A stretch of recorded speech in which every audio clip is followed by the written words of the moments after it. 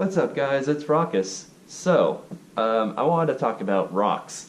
Yeah, the rocks that you find on the ground. I have a passion for collecting them. Well, I did when I was younger, but I want to show you some of the ones that I have.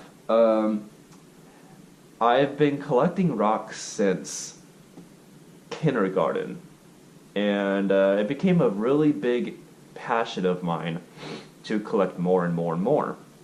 So every day since I was in kindergarten through, I want to say high school, I was bringing home rocks and my mom would just throw them away. And I'm like, Mom, that was like my favorite. And I was bound to collect more the next day. There would be a time where my mom would pack a lunch, and this would happen almost every day. And I would return it back to her, because when you have a lunchbox, you have food in it. I would return it back to her, and it would have rocks in it. And she's like, "What is this?" She'd shout out my name and be like, "What is going on? Does my son have a problem?" I'm like, "I don't know." And I just love collecting rocks. I just like the prettiness of it. I love the colors, and I love, how different, shapes and forms and sizes they all came in, and still to this day, I love collecting rocks. I don't know, maybe you can understand on a personal level with me. I loved collecting rocks. I'll show you a few that I have lying around the house. I collected them from the kitchen to around the house. I have a lot more actually in my closet, which I'm not going to pull out, but these ones are the ones that are really cool to me.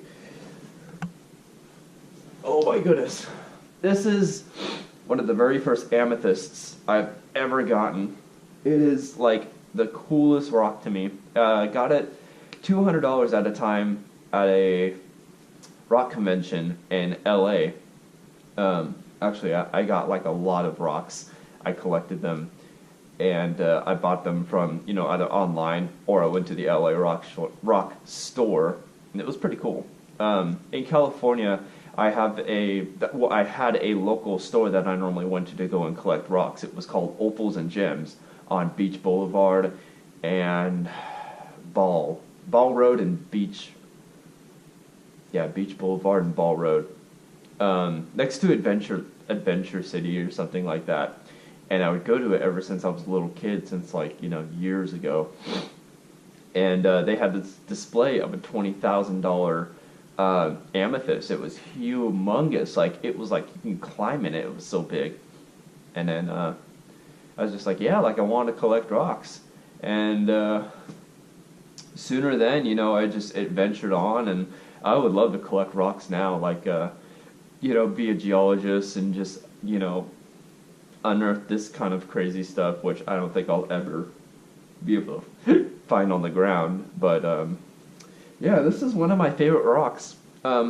Pretty heavy. I don't know how much it weighs, probably like 20 pounds maybe, but this is definitely one to be careful with. Oh goodness. Okay. Let's see. So I have this kind of teeny one. I got it from Knott's Berry Farm. This was pretty cool. It was has bands of colors and everything like that. And my paws are actually in the way. Oh, yeah, this. Okay, there you go. So this was like $20 at a store, and I was like, I'll get that and whatnot and bring it home. So there you have it, that little geode.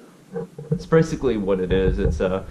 It's one of those breakable geodes that you can bring home. It's like, oh hey, you cut a geode today. Now you're a rock finder. This is another one of my favorite ones too. It glows my favorite color, and it doesn't glow, but it shines my favorite color. So it's I think it's Celestine or something like that. It's got a bluish white to it, and I love it.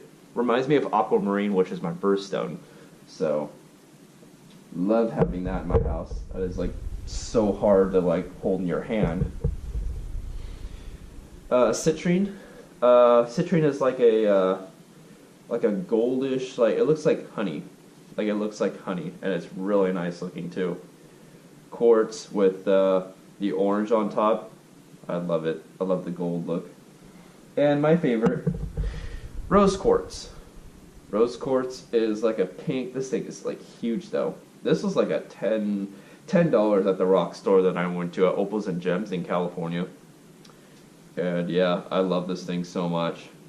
It's like really pretty.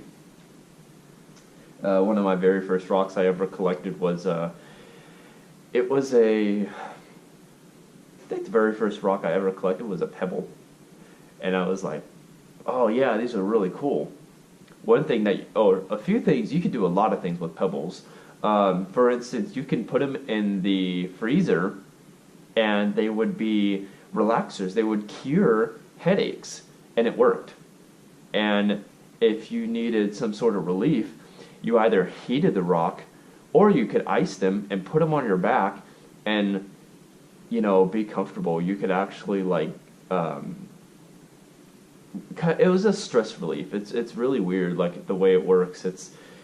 I guess it's more of a meditating thing. So you just keep calm and you just think about it, and you're like, yeah, it's doing the job. So, other than that, I think that's it. Can't see anything down there. So, if you guys have any rocks or any cool type of stories you guys have while excavating or unearthing these kinds of rocks, let me know down in the comment section below, and tell me your story about them. I want to hear about it.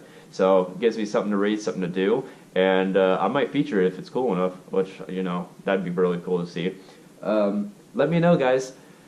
Have a good one.